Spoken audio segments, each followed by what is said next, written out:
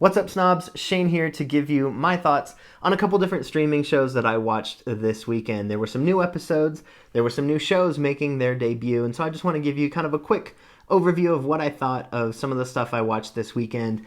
So I'm going to give you three different shows, and we're going to go in ascending order, starting with the third best thing that I watched this weekend.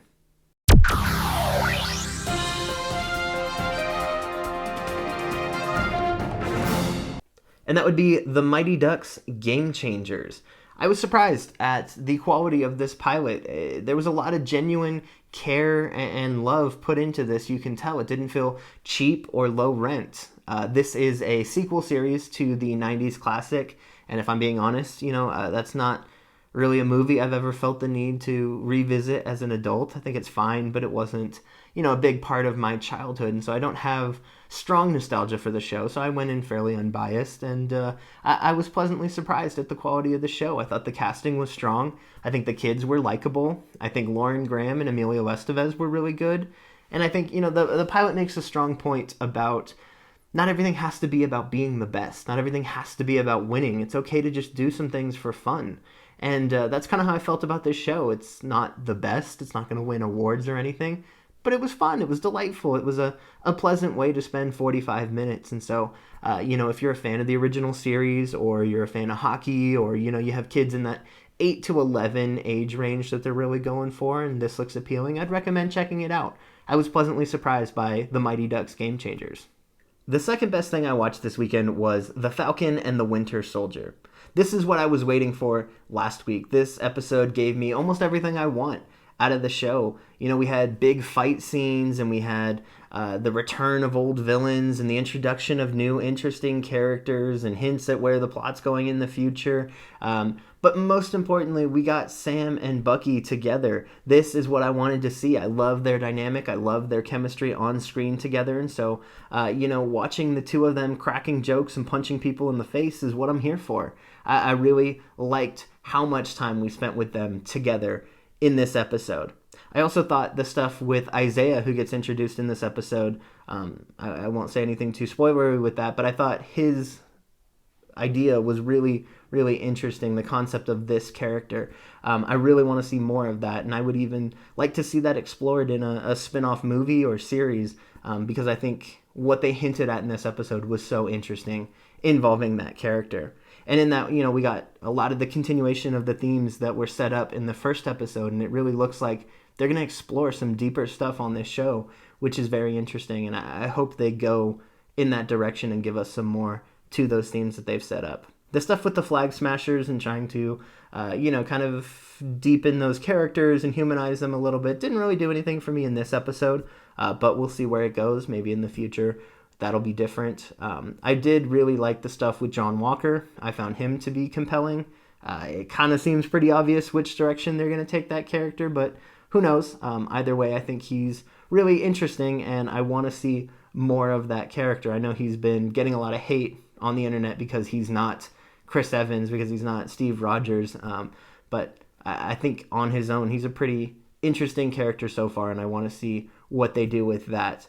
To me, this episode felt more like a TV show. This felt more like something that I could come back to week after week, and I think a lot of that was because of that central dynamic between Bucky and Sam. But my favorite show that I watched this weekend has to be Amazon Prime's new animated superhero show, Invincible. I didn't really know anything about this show or the premise before I started watching the available episodes, and so I was just blown away. Essentially, the story is about a young man who's the son of a very famous superhero, and he starts to develop powers of his own, and he starts to become his own hero in this world of aliens and metahumans and all of that. And, the voice cast is great. There's some big name actors in it. There is an animation style that really feels like a classic superhero animation. But I thought the tone and the storytelling were really, really what set this show apart from everything else. As soon as I saw Robert Kirkman's name pop up in the credits, I had to readjust my expectations for what was going to happen, because this show is so violent for a animated superhero show, and it really deals with the more realistic aspects of being a superhero, right? This isn't a Marvel show where someone gets shot and they just roll over and die. This is a show where people get shot and their intestines spill out of their stomach. This is a show where you see a lot of blood and guts and destruction, and it's not just gratuitous violence for the sake of being violent. It's really exploring what being in that environment and seeing that on a daily basis does psychologically to these characters. And I thought that was really interesting. It kind of felt like a slightly more optimistic version of like The Boys. That same violent, realistic approach, but not quite as cynical as that show. Not yet, at least. And also because, it's Robert Kirkman who co-created The Walking Dead, it feels like these characters can die at any time. Like, no one is safe.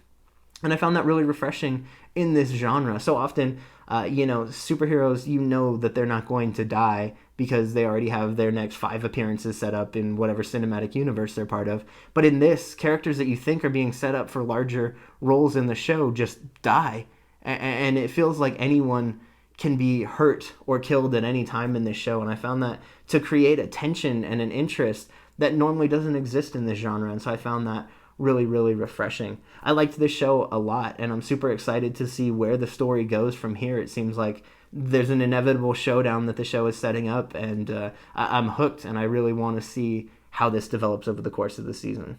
Overall, I thought this was a really strong weekend for streaming. There was a lot of great stuff that came out over the weekend, and so I'm glad I got a chance to watch some of it and share my thoughts with you. Thank you so much for watching this review. Don't forget to like and subscribe. Come back on Friday where I'm going to be sharing my thoughts on Godzilla vs. Kong. I am super excited for this movie. It looks so dumb and so awesome, and I can't wait. So make sure you come back, and I will tell you what I thought about that movie on Friday.